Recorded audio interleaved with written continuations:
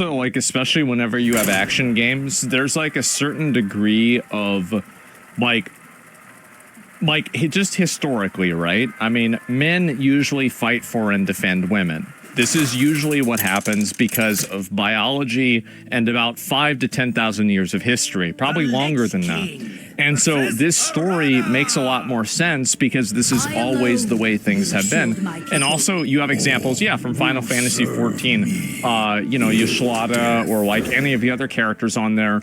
Many of the female characters were written extremely well, but they weren't the exact same as the male characters. And then she still apologizes when she inconveniences you. And if that's not being a girl, I don't know what is. And while Western games are nervously nerfing kind of every trace of femininity from their female characters, Eastern devs are like, yeah. That's exactly it. They don't want to make feminine characters because they feel like feminine characters are diminutive. That's the problem. I think it's weird because, like, is this like some form of like internalized misogyny that like women have against themselves? In a way, it feels that way.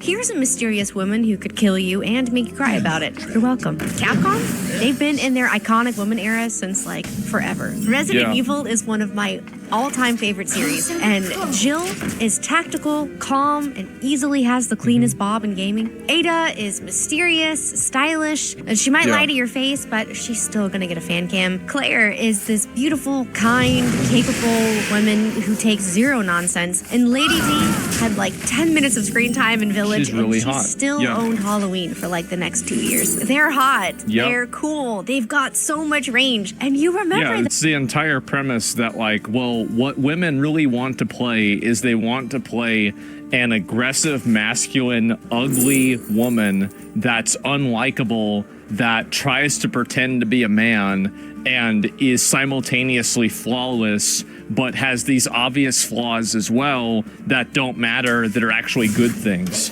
It's like basically the way that they write women characters, it's almost like whenever, it's like, it's as dishonest as whenever you answer the question on a resume, what's your biggest weakness?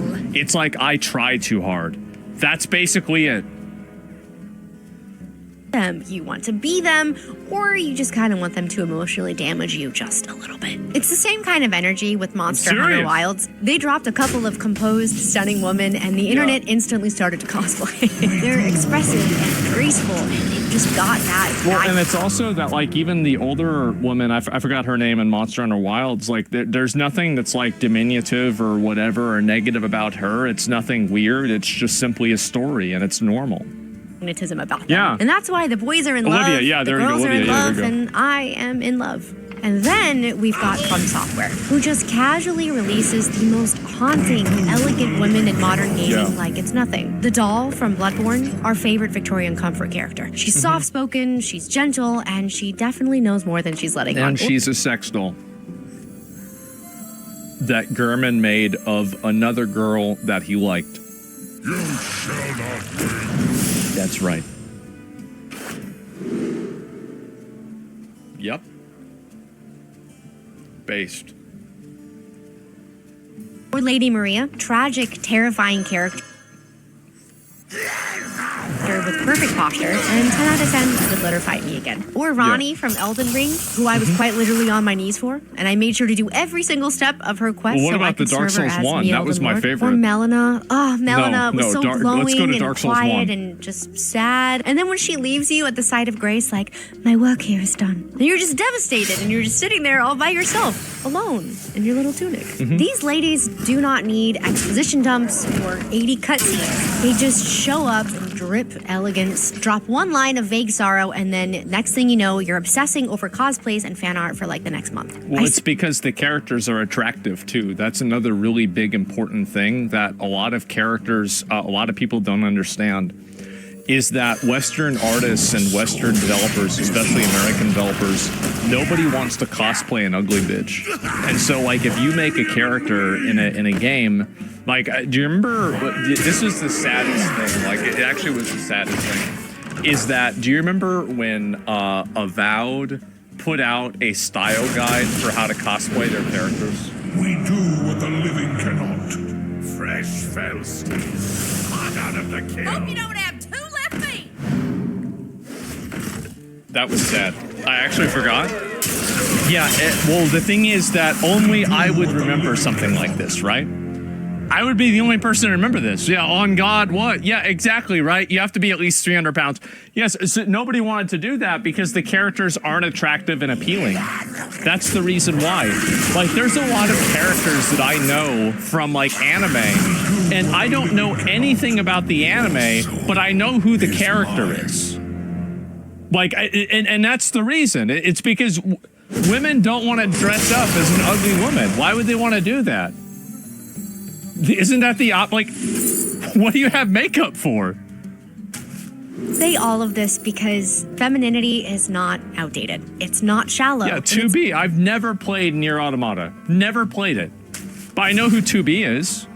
Not something that you need to water down for the story to be taken seriously. It's range. So please let women be cute and manipulative, kind and a little chaotic, soft but have sharp teeth, pretty, powerful, emotionally devastating, and the reason the protagonist starts journaling in a cave somewhere. Because femininity is Zelda, steadfast and radiant, and standing between her kingdom and ruin with nothing but femininity is not literally just being better than a man.